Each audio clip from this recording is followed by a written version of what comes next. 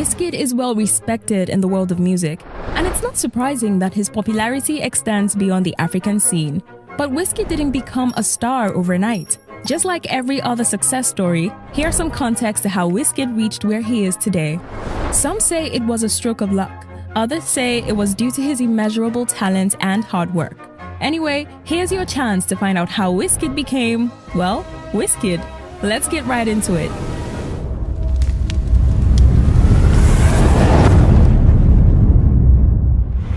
This story begins in Ojuelegba, a suburb in Lagos, Nigeria, where Wizkid grew up. Born Ayodeji Ibrahim Balogun on July 16, 1990, he was part of a relatively large family with 12 siblings due to his father having 3 wives. Raising a child in the rough streets of Ojuelegba was no easy task, and the Balogun family were not particularly rich either.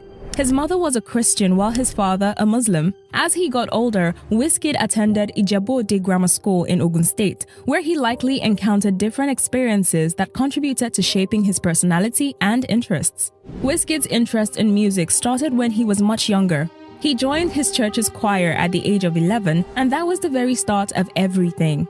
He learned various instruments there and also honed his singing. This was basically the foundation upon which Wizkid built a solid music career. He soon created a band with a couple of his friends from church, which they called the Glorious Five. Going into music professionally, however, he started his career with the stage name Lil Prince and released an album using that name. At the same time, he was relatively unknown, at least until he met OJB Jezreel some years later. His meeting famous Nigerian music producer OJB Jezreel in 2009 was the beginning of his break in the world of music. Jezreel was impressed by his talents and decided to give the youngster a chance under him. Wizkid was prevented from recording any song in his first year with the producer, however, because the man wanted Wizkid to learn, observe, and later put what he had learned into his music. Well, what better way to learn than from Tubaba himself, who was already a well-known artist at the time and was about to release another album titled Grass to Grace under OJB Jezreel. He also spent time watching Sound Sultan, who was also recording in Jezreel's Point Beat Studios. This experience was enough to mold Wizkid into becoming the star he was to be. Wizkid would soon sign a deal with Banky W's record label, Empire Mate Entertainment (EME), in 2009. In order to focus totally on his music, he dropped out of Lagos State University, a decision his father wasn't entirely happy about.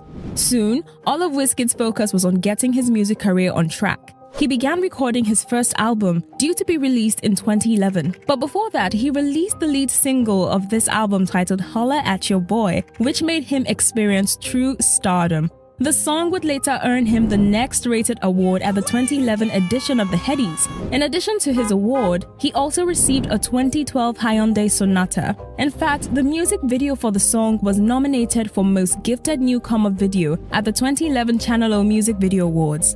Wizkid soon released his second song on the album titled Tease Me Bad Guys on 2nd April 2010. The entire album, titled Superstar, was released by Empire Mates Entertainment on 12th June 2011, and it was the beginning of Wizkid's fame and stardom.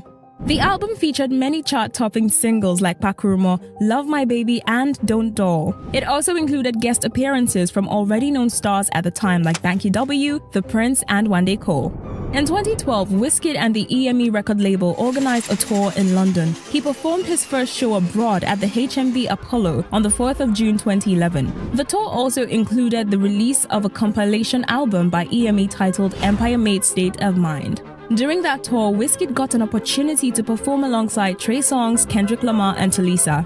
After experiencing that first burst of fame and stardom, Wizkid was determined to gain even more recognition. He began preparations for his second studio album in 2012, which was titled Ayo. In 2013, he established his own record label, Starboy Entertainment, but still worked with EME in the production of his songs.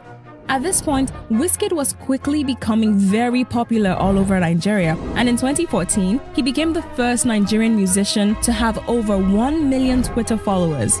Wizkid's second album was released in September 2014, and it included the hit song Jaye Jaye, which he sang with Grammy Award nominee Femi Kuti. The album also featured Caro and Show You the Money. 2015 was another huge year for Wizkid. he released Ojuelegba, a song that highlighted his initial struggles and his journey to stardom. Thanks to the song's catchy rhythm, it became so popular that Canadian superstar rapper Drake jumped on it for a remix.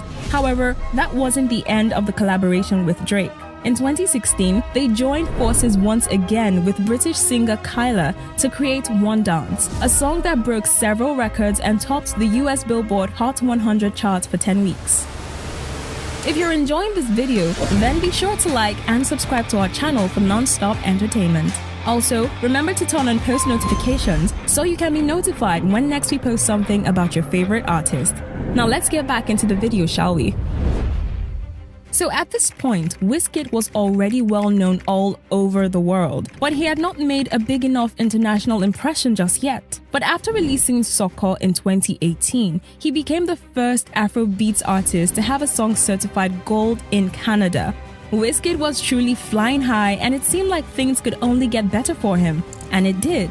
In 2019, he was featured on Beyoncé's hit song Brown Skin Girl for the Lion King album, probably one of Wizkid's best moments in the music industry. The song earned him recognition all over the world, and soon he had an international fan base. Wizkid finished the year with other hit songs like Joro, Ghetto Love, and the EP Soundman Volume 1. The next year was a relatively quiet one for the Starboy. He got featured in a couple of songs, including Escape by Akon and Eve Bounds by Young L. In September 2020, after releasing the single No Stress, he announced the imminent release of his fourth studio album, Made in Lagos. The release of Made in Lagos had to be postponed due to the nationwide EndSARS protest that rocks Nigeria, where the youth demanded an end to the pestering police brutality. When the album was finally released on 30th October 2020, it dropped with a bang. A single from the album titled Essence made it to the US Billboard Hot 100, making it the first Nigerian song to do so. Wizkid knew just how much people loved the song, so he did a remix of the song with Justin Bieber. And this time, it did even better than the original, peaking at number 11 on the US Billboard Hot 100. This made it the highest charting song on the Billboard Hot 100 by an African. During the 2021 Grammy Awards, the Made in Lagos album and its beloved single Essence earned Wizkid 2 Grammy nominations. He also won one Soul Train Award for Essence in the Best Collaboration category. Wizkid also bagged his first Grammy Award for the Best Music Video alongside Beyoncé. Aside from music, Wizkid has also earned a large share of his income from endorsement deals with major companies like Glow, Pepsi. He also has major fashion collaborations. Today, Wizkid is one of the most famous Afrobeats artists and has earned numerous awards and accolades. His success is based on his immense talent, hard work, and dedication, which have all brought him this far. What do you think about Wizkid's story? Do you think he's the biggest Afrobeat star ever? Let me know in the comment section.